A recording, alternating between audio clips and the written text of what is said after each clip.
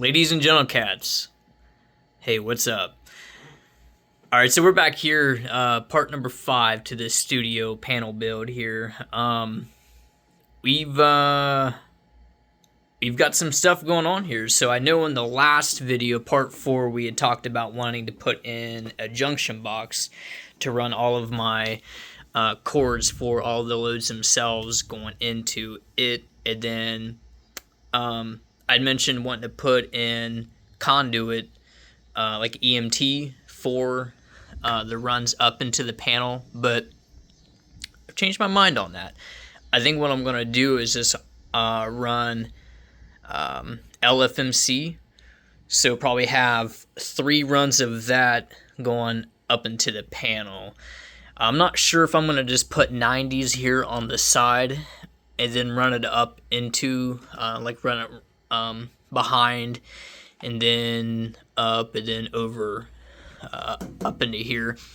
Not too sure about that quite yet, if I'm going to do it on that side or this side here, but I guess still kind of playing with that. So I got this, today is Saturday the 22nd, and I got this stuff in this past, I think it was Wednesday or Thursday, and then that evening I went through and put everything in.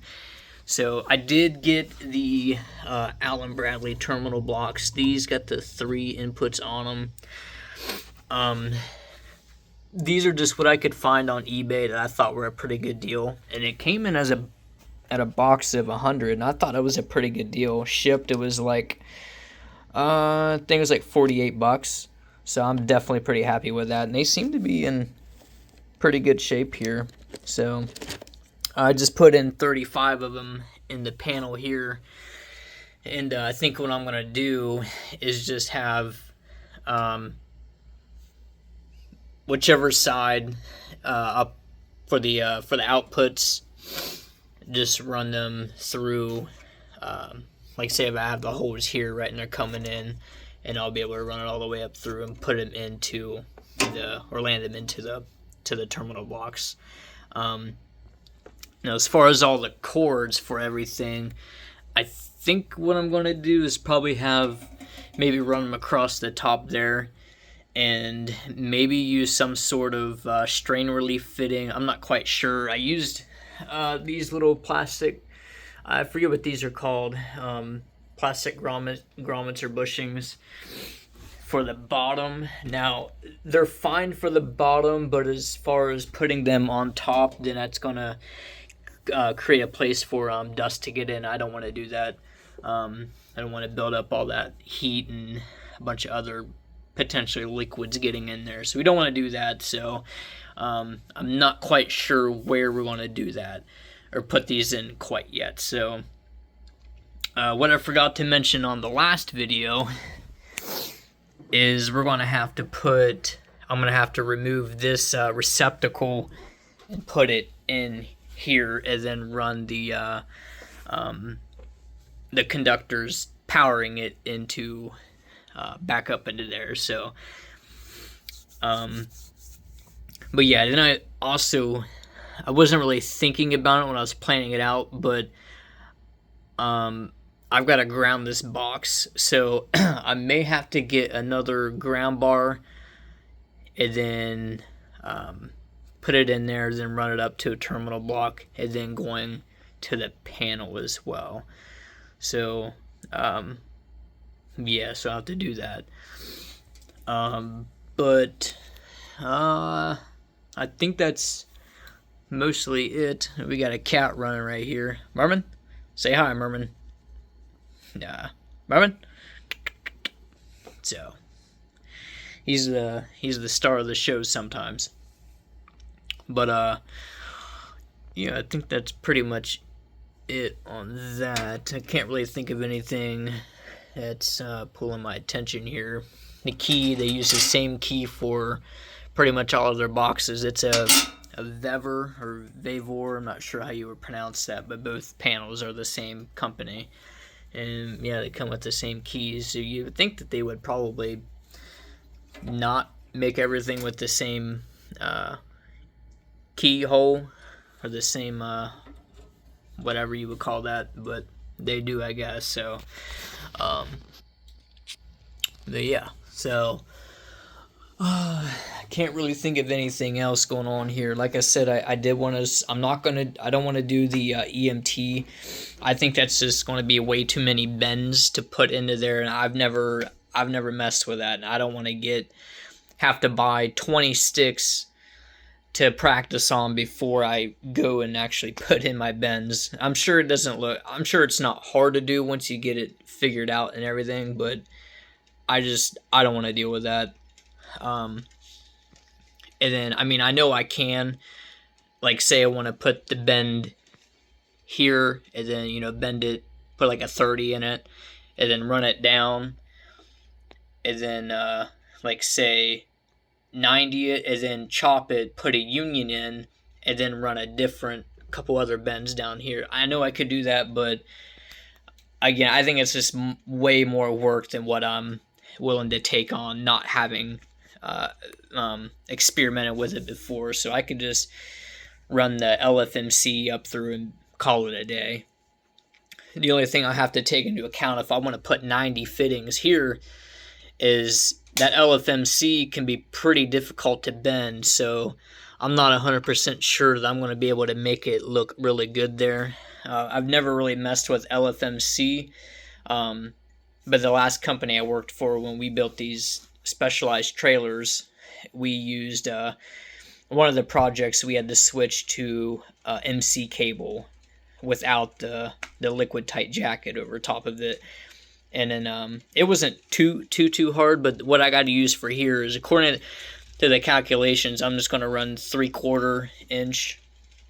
And again, I'm going to run 3 of those there. So, but we have it at the job that I work with, the company I work for now. We've got the LFMC, and I went and I played with it, just trying to see how pliable it was, and it was pretty stiff. So we'll just have to.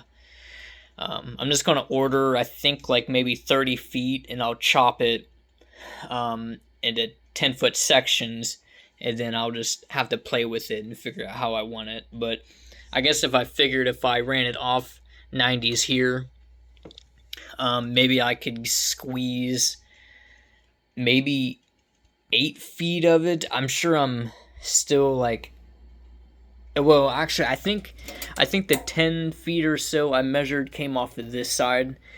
It was like, if I'm not mistaken, it was like 9 feet and some change. And that was like leaving myself a little bit of room. But if I came off this side here, it would be shorter. So we'll just have to see. So I think I'm just gonna order. I'll go buy 30 feet of it total, and then just go from there. Thankfully, it's not like super expensive. We got a State Electric down here where I'm from, and I'll just have to order it from there. So on their website, it's like $1.79 a foot, which isn't too bad. So yeah, but yeah, so we're gonna do that. Was gonna get it, today's Saturday. I was gonna get it yesterday, but decided to hold off for now. Probably wait another week before I get it, and then yeah, we'll go from there. So I'll have to drill my holes, and then yeah. So I'm not sure, like, those fittings. So if we're going to be for 3/4 fitting, or 3/4 fittings for, what am I trying to say? If I'm running 3/4 inch LFMC, I'm not sure what the diameter is going to be on those fittings. So I don't know if I'm going to be able to reuse these holes here, or if I'm going to have to cut them. That's the only reason why I haven't drilled the holes out yet, because I got to look at those fittings first. And according to their website on State Electric, those fittings are actually like pretty pricey. It was the 90s. I need 3 of those. Those were, I think those were like $13 a piece, and just the straight ones were about the same amount. So I'm looking at like I don't know what it was, like 50, $60 just for 6 fittings. So I was like, well, I'm definitely just gonna hold off for now, because I don't want to have to make several trips down there just to get fittings one trip, then the tubing or the raceways the next trip, and then my conductors. So I'll just hold off for now, and I don't really want to spend that much money all at once. So it's the only reason why I've been I guess buying things little by little. That way's, you know, I'd be responsible about it. So I don't want to just dump a whole bunch of money all into it at once. So yeah, that's what we got dealing with now. I think that's pretty much it as far as an update on this project. I still have yet to go through and actually do the timing for the whole thing. Like, that was the main point of getting a PLC, is that way I could program everything to turn. Oh, stepped on a cat. Get out of the way, boy. Move, boy. Crazy cat. He wants attention now. Better give him attention. So what was I saying? So crap, I completely forget. Oh, the PLC.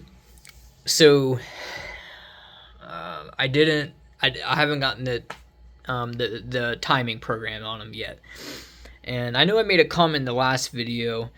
So programmers, I'm sure they have definitely earned where they are, because I probably made it sound like programming is not as hard as what it really is. I just had to remind myself that I did do like a basic program for this. Now, there are more technical things that you would go through and program, where I'm sure a lot of that that additional education into programming comes into play, rather than just running a basic plug and play, couple inputs, few outputs. I mean, what I did was like pretty simple, and there are more technical things in the program, so I will give them that. But so there's that. My prints, got those queued up here. I've not really made a whole lot of changes.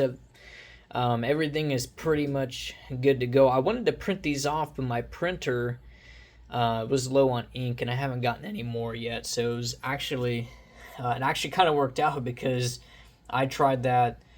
I think it was maybe right before I started working on it, and as I went through and started doing, I think it was the inputs and outputs on the PLC, my wire labels, some of those were kind of goofed up, so it was a good thing that I didn't print them off.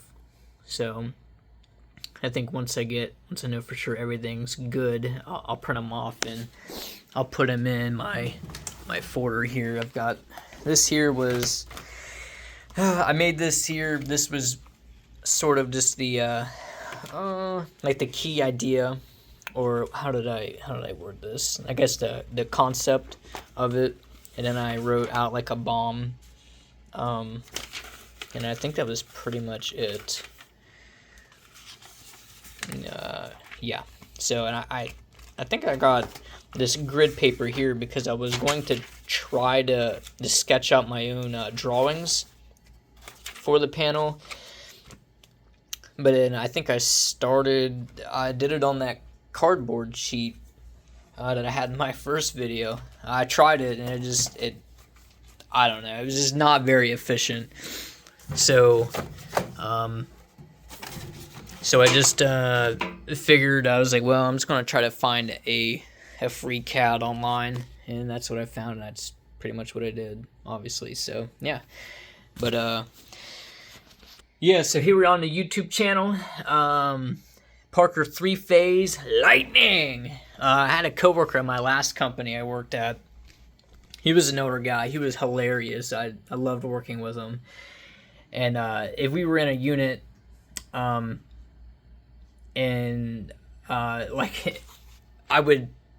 we were working and we needed power, and I'd hook it in, and he'd be like, whoa, and he'd be lightning. It was hilarious. It was a lot of fun. So that's what that's about. So Yeah, so guys, I don't think I have too much more to share. I don't want to waste anybody's time here. I'm trying to think if there's anything else. I'm trying to do, well, I'm considering doing more content here on this channel other than just the panel process. Maybe just share some more of my experience. Again, I'm going on 2 years here in a couple months of being an industrial electrician. Like I mentioned before, I've only been in PLC and automation for about, I think I'm going on like 4 months now. And it has really, and I mean really, leveled up my understanding of the, like, everything electrical. And yeah, it's been pretty cool. You know, the amount that you learn stepping up into automation compared to, well, I've never been in residential or commercial, but all my experience is industrial plant work. So like I had mentioned before, the company I worked at previously, where I got my start in electrical, was we did custom trailers, and not the trailers that you're thinking of. These were meant for like disaster relief and stuff. Like one of the trailers we built, we took a 53-foot semi-trailer and we converted it into a mobile laundry unit. So it had 16 washer dryer stackables inside that unit, or inside that that trailer, and it was pretty cool. Another thing, one of the things that we had started building at the beginning of this year, 2026, I left in, I think, April or May. I think it was April. I can't remember for sure. But those last 4 or 5 months I worked there, we started building. We converted.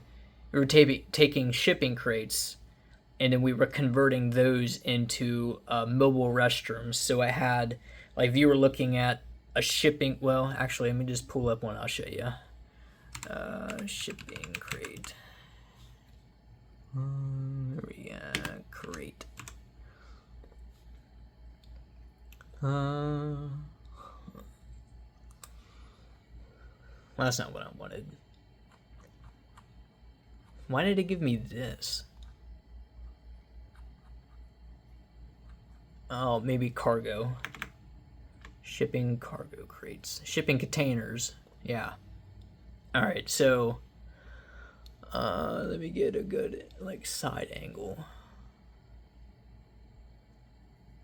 I need a...